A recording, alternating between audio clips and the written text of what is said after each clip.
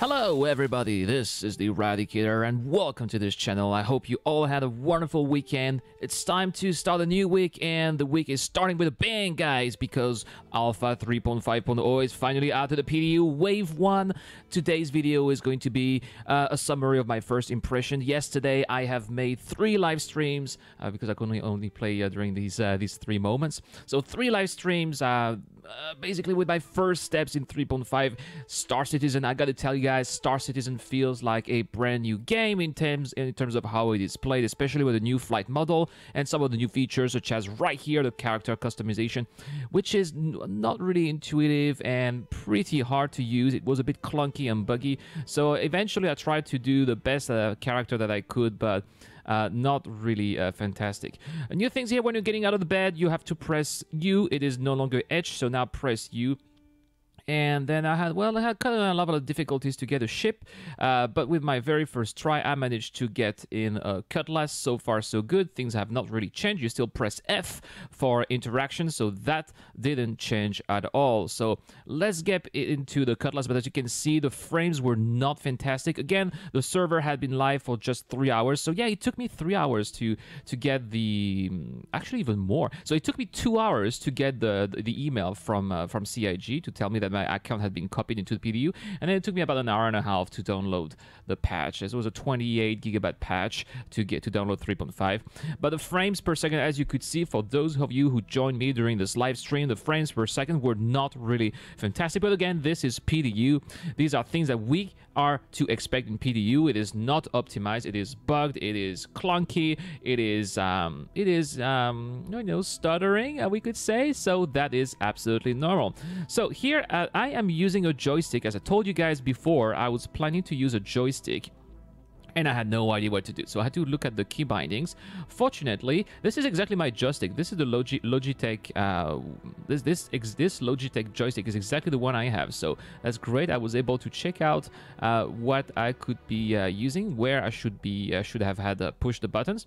So here we go. Now I know where to take off, so I just need to press that button on the side, which is a little bit weird. I would have expected maybe to use the hat button on top of the joystick. That's what I was using before, for example, when I was using the joystick for Star Citizen back in the Alpha 1. Back in the old days in 2014 and 2015. Just making sure the throttle here doesn't work. This here sets throttles, but it seems that instead I have to use strafe forwards. So that is what I'm going to use then to move forwards. Very strange. I thought I would use the throttle for that, but instead I need to strafe forward. So all right, never mind. This is what I'm going to do. First time I'm flying with the new flight model. It feels a little weird with the joystick, maybe because I've never played with a joystick, but I don't really felt very comfortable. So here I'm trying to use the map to get to R-Corp, because that is the main attraction. R-Corp is the new place to go, guys. This is the new landing zone, the new planet that is available in this patch. They have been working on that for years now, making this entire planet and a city planet, a Yukinopolis planet. Yeah, I think I nailed the pronunciation here. But the map changed, and before you were able to zoom in and zoom out. Now that process is extremely tedious, and I felt that I was stuck, so I had to relog and change servers. Maybe I thought it was a bug, but no, it is extremely tedious, and apparently this is not how you zoom in and out. I was told by some of you guys in the comments that all I had to do was to double right click, so I will try next time, guys. So but definitely zoom in and zoom out is a problem. And then the next issue is that my vision was blurry, as you can see here. So I tried to log out and I tried to log in again. Vision is blurry again, so that didn't really help. I thought logging in and logging back, it did not fix the problem. I tried to see, is there a problem? Am I zooming in or zooming out? Is it a problem because my mobi-glass somehow is triggered or not? I didn't know. I had no idea about what was going on. So I decided to change game mode and play Arena Commander. Maybe that was just the... how can I say that, the persistent universe. So let's try Arena Commander.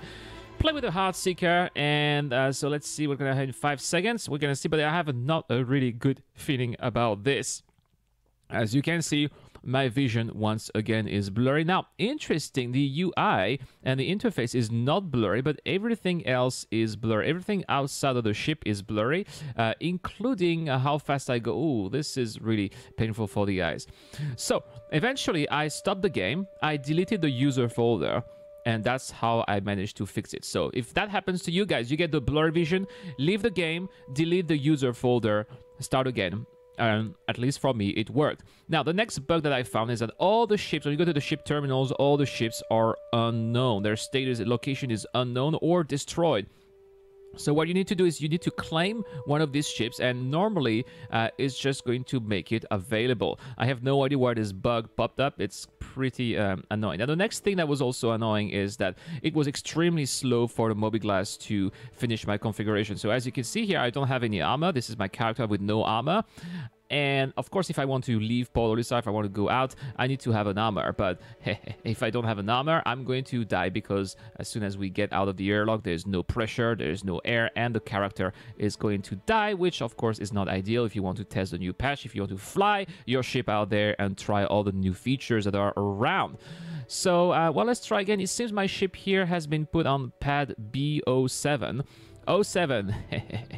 So let's go to pad 7 then, and I'm going to use a ship that I actually quite enjoy, the Freelancer Max, which is a good ship if you want to trade, in my opinion. Better than the Constellation for trading. It's not a good fighter, of course. The Constellation will be a better fighter, but I'm not really into multi-role ships, which is why I don't know, maybe I'll buy a Corsair, but I still haven't decided on whether or not I'm going to buy a Corsair. And look, it's supposed to be on 7, which is here, and it's not here. I guess that is another bug, so that's okay. We'll just be waiting for one of my favorite ships in the verse right now, the Drake Cutlass Black. All right, 2 seconds, 1 second, and here we go. It should be able to be around there. So let's retrieve the ship. Hopefully this is going to work. As you can see in my little webcam when I was streaming that, I was very fired up, very excited about flying the Cutlass once again. Finally, with mouse and keyboard, I decided to ditch my joystick since I can't fly with a joystick. I don't like the configuration. And you say, but Irad, you can always remap your joystick, blah blah blah. Yeah, you can remap the joystick every single time that that there's a new patch, and that's really a lot of time that is being wasted. So I don't think I'm going to ever play with a joystick, or maybe once there is persistence, I don't know. But this whole experience makes me want to give up on joystick, and I'm quite comfortable playing with mice and keyboards anyway. So that's what I'm going to do right here. So I decided to give up. I decided to give up on the PU at that time because the servers were too unstable. Nothing was working. I thought, let's try the new flight model with the Heartseeker, the mighty little eradicator, as CIG would call it. And let's just see how powerful this ship is when it comes to wrecking auroras. Now, as you can see, I don't have any UI. I don't know which enemy it is. That's because for some reason, when I made another character, I started playing with a playable female character, and that is a bug that female characters have. They don't have any helmet interface, so I don't know who are my enemies. I don't have any information. I just know when they are dead or not. Yeah, so the rate of fire, as expected with these new weapons, the rate of fire is not really fantastic, but these weapons are quite powerful. So when you do make some hits, you make quite a lot of damage and you easily destroy your opponents. But yeah, you need to hit them for that. Now, I was trying to look for the new gimbal modes. I was trying to look for not auto aim, but for a gimbal assist. I did not find. So I thought that the key for gimbal modes is R, which is what I saw when I was looking at the key maps for keyboards. But it seems that the feature that we've seen in around the verse a couple of weeks ago was not implemented in the PU yet. So I was not able to test the new gimbal assist mode, which was very unfortunate because this could have really helped me, well, killing my opponents instead of doing some friendly fire. But anyway, at least I was able to try the Heartseeker. Do I like it? Not so sure. Right now, maybe I need to try it again. I need to fly it again. Maybe I'll learn how to fly it. But so far, I prefer Oh, by the way, have a look at this. Something happened weird to me here. Account login failed. Please verify your credential and try again. So what happened here? I checked my mails, and apparently there was an error, and CIG erased me from the PTU. So I had to link my account again to the PTU one more time. So here we go. This time we're going to ArcCorp. Finally, I was able to get a ship in the PU to get to ArcCorp. So let's check it out right here. So what I meant, let me finish with the hard seeker first. So I'm probably going to try a few more runs with the hard seeker to see if I can get to like it over time, see if I can learn to fly it better and use it better. But yeah, if I don't, and that's probably maybe something that will happen, I am not ruling out maybe keeping it for the future, and when there's a sale, I'll probably exchange it and CCU it to a Caterpillar. Since, I mean, yeah, some of your one of the questions from my Patreons a couple of days ago, you know, if you could, which ship would you CCU? Definitely, I would CCU to a Caterpillar. But here we go. Now, look at that. So, quantum traveling. Before, when we were quantum traveling to planets, we were hovering at about 100 kilometers above the surface. Now we are arriving not 100 kilometers above the surface, but 50 kilometers away from our destination. And we no longer have a 90-degree angle, but it looks more like some kind of 45-degree angle, which is going to make the approaches much nicer. Now, my big concern, what I think, is that the quantum travel time, when you press the quantum travel button from space all the way to your destination, is going way too fast, and I don't think that I am appreciating the entry into the atmosphere enough. That's my big concern right here. But yeah, if you are a trader, it's definitely going to save you a lot of time. Now, I really wish that we could quantum travel our way out of atmosphere. That would be very practical. But it seems that they have also lowered the threshold. In the past, at least I haven't tried Lorville, I haven't tried Hurston, but right here on ArcCorp, when the threshold is 50 kilometers, it is not 100 kilometers like it used to be on top of Hurston before. So that is a great improvement, in my opinion, because it's going to reduce these travel times, especially if we are traveling or doing missions, and it is going to make these planets a little bit more attractive. But let's get to our destination. Let's get to ArcCorp Area 18. I think I am in range now to call for Area 18 landing services, and unfortunately it is bugged. By the time I was recording this video, it was impossible to land in Area 18. Area 18 was not accepted any applications that I was sort of, but any requests. So I decided to leave ArcCorp since there's nothing else to do. I was a bit disappointed that there were no outposts or no rooftops that we could land on. Maybe we could visit some buildings on the planet that would sell commodities. Very disappointed that the only landable place is Area 18, and no buildings or no special place, little outposts, sort of maybe outposts on top of buildings, as we could see on other moons and planets. But I don't know, maybe it will be implemented in the future. So let's get out of here. Since, you know, I didn't want to make the whole way for nothing, I decided to take you right here. We're going to Lyria, which is one of the 2 moons. This is not an in-depth visit of Lyria, it's just to try it out. I am going to make another video where I am going to visit both Walla and Lyria, show you the different places that are available there, the different composition of the atmosphere, maybe missions there. I don't know if are they going to be available or not. It's going to be interesting, but I really want to do something more detailed. I want to go in depth regarding these 2 moons. Also, we are going to see that some of the features of these moons are not entirely implemented or bugged, but that's, again, it is an alpha, so this is to be expected. Now, what can we find on Lyria? Well, we have a couple of mining facilities. I noticed 2 types of facilities. Either these mining facilities like Shubin, I think they all belong to Shubin, by the way, which is quite interesting. Why is Shubin owning everything here? I don't know, or maybe I'm wrong, but it looks like they're all in the same area on Lyrias, which is funny. You know, this is going to make everything accessible by hovercraft or by ground vehicle.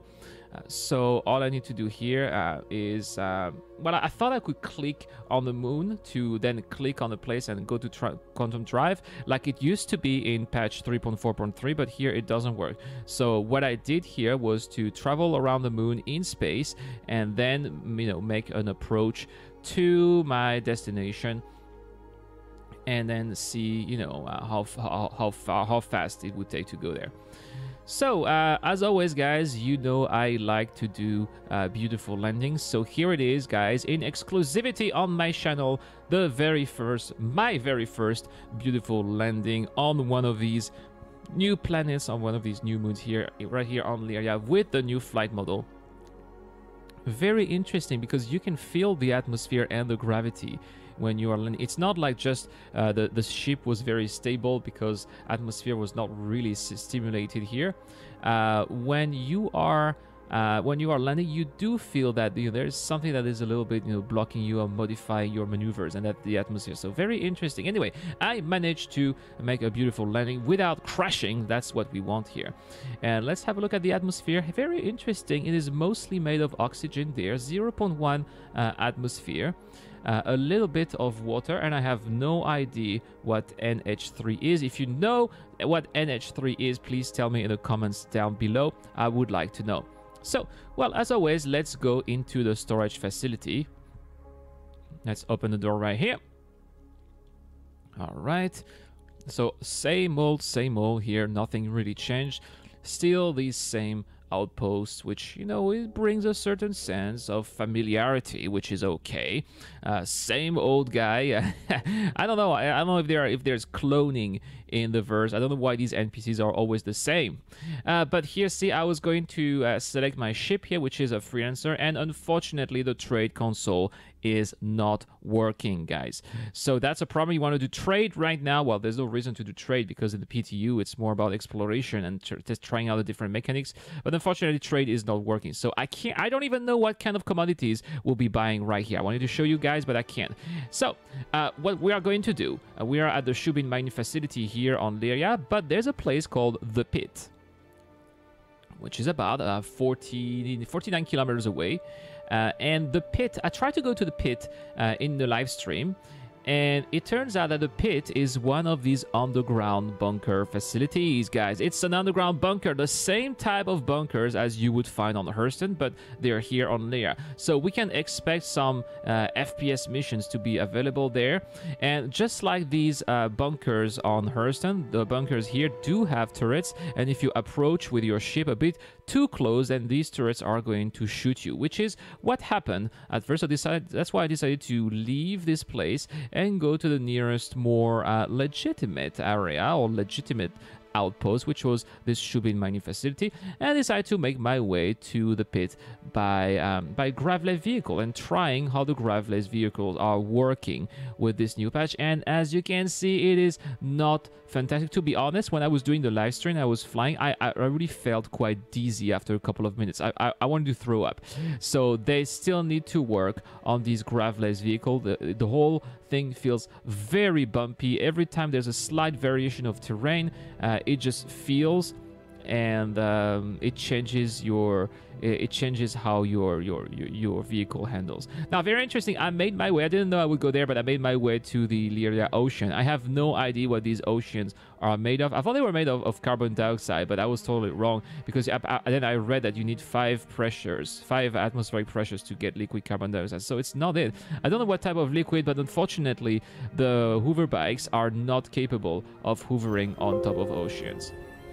So there we go, guys. Overall, look at this dead body here. This is what I think of this very first patch of 3.5 PTU. I know that this is the very first iteration. It's supposed to be very buggy and clunky, and that's okay. The devs are going to work on it. As I am recording this video, there has been a new patch that I will be trying out later and make a new video. Thank you so much for watching, guys. This is what my very first experience with 3.5.0 was in the PTU. I am confident it's going to improve, so don't worry about it. This was just a short video to summarize what it was about. If you want to see daily Star Citizen content, don't forget to subscribe, and please hit that like button and give me a couple of comments if you have anything to say. That is really helping the channel, and you know, guys, I really like to appreciate with you guys. That's all for today. Thank you again for watching. This is the Eradicator. I'm signing out.